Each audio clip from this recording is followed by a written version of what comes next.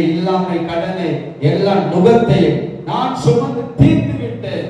அப்ப ஏன் நாம எப்படி இருக்கிறோம்னா, அன்னைக்கு அடிமை ஜனங்களுக்கு சொல்லப்படல நீ விடுதலை ஆக்கப்பட்டிருக்கிறார். இந்த பொருளாதாரத்தினுடைய அந்த கிருபை கர்த்தராகிய இயேசு கிறிஸ்து கிருபை அறிந்திருக்கிற அந்த கிருபை என்னன்னா, நான் ஐஸ்வர்யன் ஆகுவதற்கு இயேசு சிலுவையில தரித்திரர் ஆனார். அவர் தரித்திரர் ஆயிருக்கிறார்.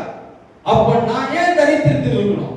நான் ஏன் குறைவில் இருக்கணும்? நான் ஏன் பட்டினி இருக்கணும்? நான் ஏன் வறுமையில் இருக்கணும்? நான் ஏன் தரித்திரத்தில் இருக்கணும் அப்படின்னு கேள்வி நமக்குள்ள வரும்போது, இந்த சாபம் பொருளாதார சாபத்தில் இருந்து நாம் அப்படியே விடுதலை பெறுவோம்.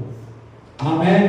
கர்த்தர் நம்மை ஐஸ்வர்யங்களா ஆக்கி இருக்கிறார், மாற்றி இருக்கிறார். இந்த சத்தியம் நமக்கு தெரியாதனால்தான், இந்த கிருபை இந்த கிரேஸ் நமக்கு தெரியாது அறியாதனால்தான் இன்னும் நாம் அடிமைகளா. எதுல? பொருளாதாரத்துல. இன்னைக்கு மணிக்குழுக்கு கிறிஸ்துவனுக்கு தேவ பிள்ளைகள் மெயின் பிரச்சனை இது ஒண்ணுதான். ஆனா அந்த பொருளாதார ஒரு சாபத்தில் இருக்கிறது. நீ விடுதலை ஆக்கப்பட்டு இருக்கிறாய் என்று சத்தியம் அறியும் போது நிச்சயமா நாம் என்ன செய்வோம்? விடுதலை ஆகுவோம்.